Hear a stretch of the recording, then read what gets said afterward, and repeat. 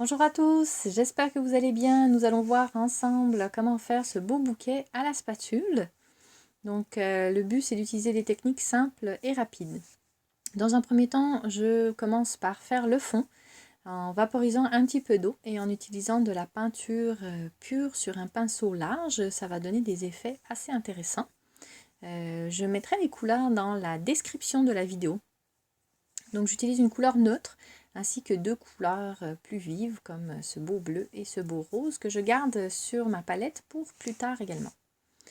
Ensuite, je vais faire des effets, un peu de texture. J'aime beaucoup travailler avec la texture en général, mais là le but c'était de faire quelque chose de rapide et de simple. Donc comme je ne peux pas faire de la texture, je vais donner l'impression de texture. Vous utilisez un mouchoir, un papier tout simplement, et en tapotant, vous allez avoir des choses très intéressantes.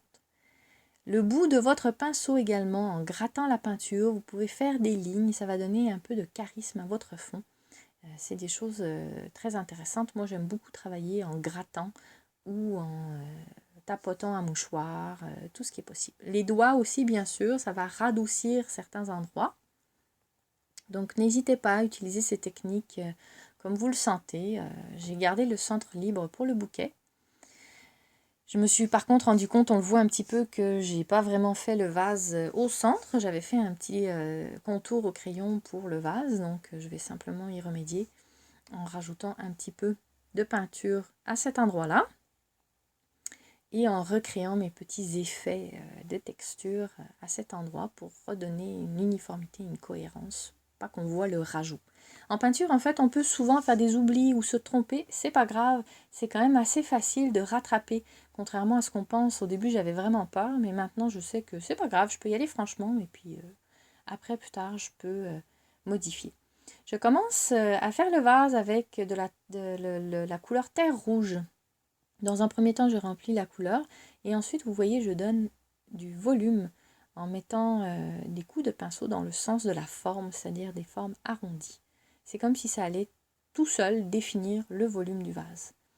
Donc vous voyez, c'est des coups de pinceau assez rapides, pas très précis. C'est pas grave si ça dépasse, on est dans quelque chose qui est plutôt impressionniste et non hyper réaliste. Je travaille toujours au pinceau puisque on en est sur la base, le fond, c'est comme un peu le croquis finalement que je fais à la peinture et au pinceau plutôt que de le faire au crayon.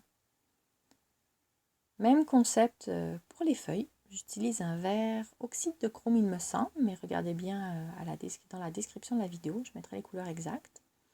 Des gestes amples, généreux. Si ça se mélange avec la peinture, c'est pas grave, en fait, ça se mélange avec la peinture, c'est normal. Ça donne un petit peu plus de réalisme si on veut faire des ombres ensuite plus tard. Dans tous les cas, nous reviendrons sur ces feuilles à la fin pour leur redonner un petit peu plus d'éclat.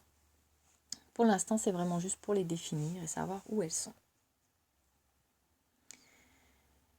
J'ai mis un petit peu d'ombre sur la gauche parce que je pensais faire venir ma lumière de la droite. Et vous verrez plus tard que finalement, j'ai changé d'idée. Donc là encore, ça c'est un bon exemple. On peut faire des erreurs et changer d'idée en peinture, c'est pas grave. Nous voilà au cœur du sujet avec les fleurs. Beaucoup de la peinture pure encore pour garder de la simplicité de l'exercice et l'éclat des couleurs. Un beau jaune orangé. Vous êtes généreux avec votre spatule. Faites des petits mouvements de rotation, des fleurs simples, 3 pétales. Ça pourrait être des capucines ou des pavots, des coquelicots, ça dépend. Les formes ne sont pas très bien définies, ce n'est pas grave, c'est ce qu'on veut. Dans la réalité, les choses ne sont pas parfaitement rondes ou ovales. Idem si ça se mélange avec la peinture, ce n'est pas grave, ça va donner une ombre peut-être ou quelque chose d'intéressant plus tard. Là j'avance un petit peu plus vite parce que finalement c'est le même procédé tout le long. Vous voyez que des fois le centre n'est pas rempli de peinture, d'autres fois il est rempli de peinture, peu importe, ce n'est pas grave, on va remédier à tout ça après. Donc des pétales de 2 ou 3 pétales, des fleurs de 2 ou 3 pétales. 2 pétales, c'est des fois plus pour faire un bouton de fleurs ou une fleur qu'on voit sur le côté. Quand vous regardez le bouquet au centre, Les fleurs sont plus entières, sur les côtés elles sont plus partielles parce qu'on voit les fleurs sur le côté, il y a un volume. Ce mauve-là, je l'ai fait en utilisant le rose et le bleu que j'avais utilisé pour le fond et qui restait sur ma palette. En mélangeant ces deux couleurs, je m'assure que le mauve que j'aurai sera en harmonie parfaite avec le fond que j'ai fait. C'est pour ça que j'ai utilisé ces deux couleurs-là. Ça fait aussi une belle harmonie dans le bouquet. Si vous vous sentez à l'aise de faire le bouquet comme vous le sentez, allez-y. Sinon, vous pouvez simplement recopier les endroits où j'ai placé les fleurs jaunes, oranges, rouges, etc. Alors maintenant, vous voyez, le bouquet n'est pas rempli au complet. Je vais simplement remplir les espaces qui restent avec du vert. Le même vert que j'ai utilisé pour les feuilles, c'est le vert oxyde de chrome, je crois. Je vous confirmerai ça tantôt en les inscrivant dans la description.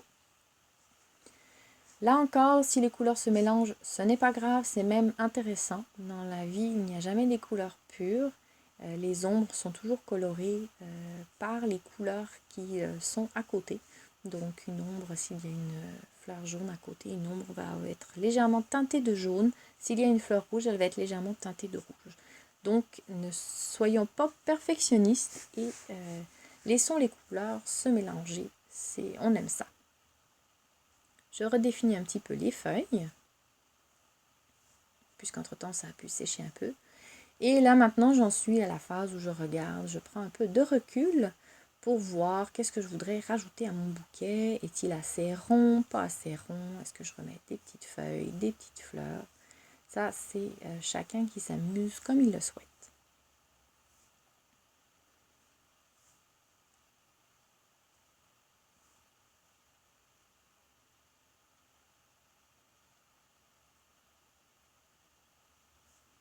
Voilà à l'étape des cœurs de fleurs. J'utilise tout simplement mon doigt avec de terre rouge, la couleur terre rouge, la même couleur que le pot.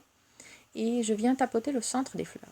Les fleurs qui sont au centre du bouquet et donc au centre de la toile, on les voit de pleine face. Donc ça, c'est bien de mettre le cœur vraiment au centre. Là encore, si les couleurs se mélangent, c'est parfait parce que tout n'est jamais rond et parfait dans la nature. Donc on aime ça, si les couleurs se mélangent, ce n'est pas grave. Donc voilà. Ensuite, il y a des fleurs, vous allez voir, attends, je vais y arriver bientôt, voilà, comme celle-ci, où on peut mettre le cœur sur le côté de la fleur.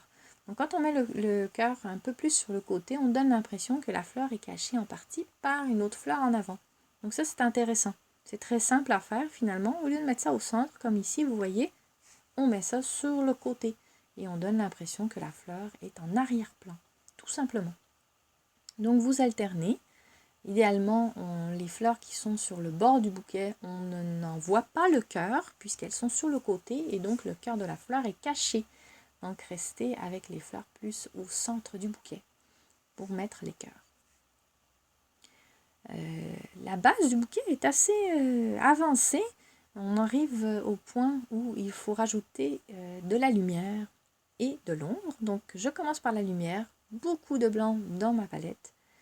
J'en mets sur ma spatule et je commence par le côté gauche puisque c'est à ce moment-là donc j'ai changé d'idée et que j'ai décidé que ma lumière viendrait du côté gauche et non du côté droit comme je le croyais au début.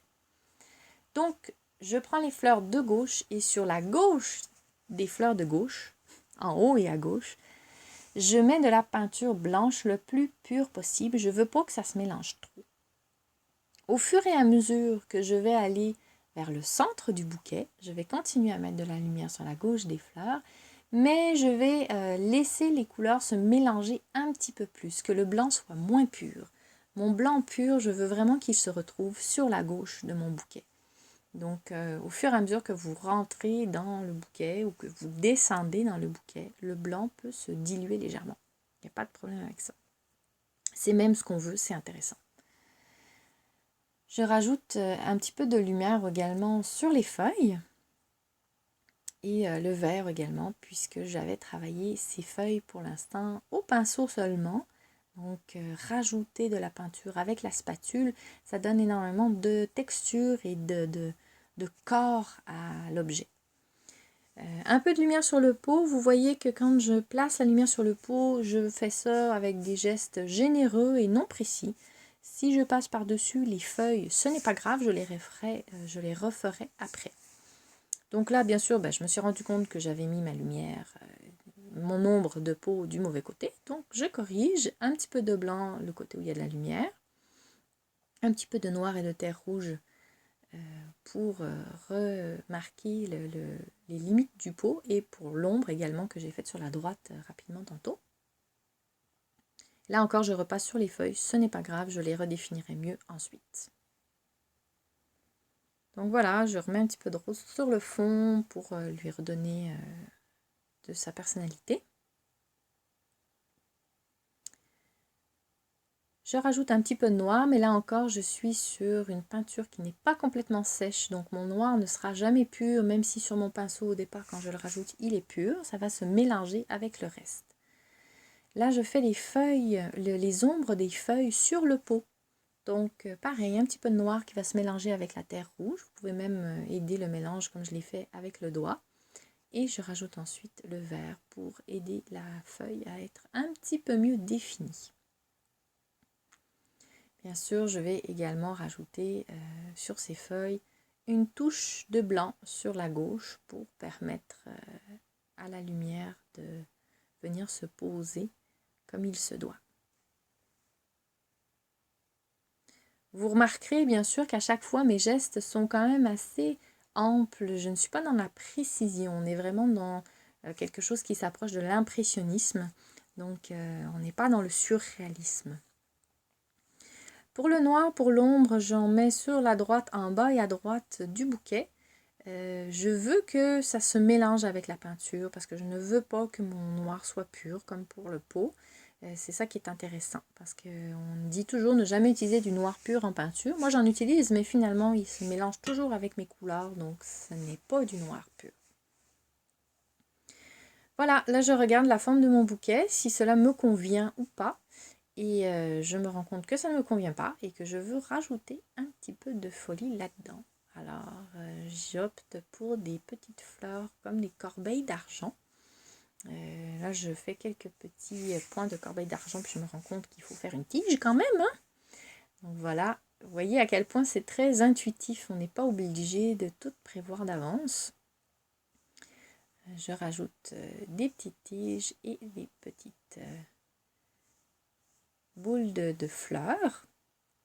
Là encore, si la couleur se mélange très légèrement, ce n'est pas grave. J'en veux quand même quelques-unes qui soient très très blanches parce que ça veut attirer le regard. Celles qui vont être sur la droite, je vais les recouvrir un petit peu de noir pour montrer qu'elles sont à l'ombre, tout simplement. Et voilà, après c'est à vous de décider à quel point vous en mettez, si vous en rajoutez au centre du bouquet, sur la droite, sur la gauche. On aime ça quand c'est pas trop chargé, c'est déjà un bouquet assez chargé, alors moi je me suis arrêtée là. Il ne vous reste plus qu'à signer votre œuvre. Si vous en êtes simplement inspiré, vous n'avez qu'à écrire votre propre nom. Si vous avez fait une copie pure, merci d'écrire à l'endos de la toile d'après une œuvre de Lily Flore, ça serait très apprécié. Si vous avez aimé cette vidéo, n'hésitez pas à mettre un petit pouce levé, petit j'aime, c'est toujours très très apprécié pour moi, c'est très gentil. Si vous avez des questions ou des suggestions, n'hésitez pas à les mettre dans les commentaires ci-dessous, ça me fera un plaisir d'y répondre. Et bien sûr, si vous connaissez quelqu'un qui serait très intéressé par ce tutoriel, n'hésitez pas à lui partager. Bye bye! Merci de votre attention. Pour suivre mes dernières vidéos, abonnez-vous à ma chaîne YouTube. Vous pouvez également me retrouver sur mon blog pour lire mes articles, mais aussi pour obtenir le e-book gratuitement « Osez devenir l'artiste en vous » qui sera disponible très prochainement. Retrouvez-nous également sur Facebook et Instagram et une boutique de produits dérivés est disponible sur Society6. Bonne journée!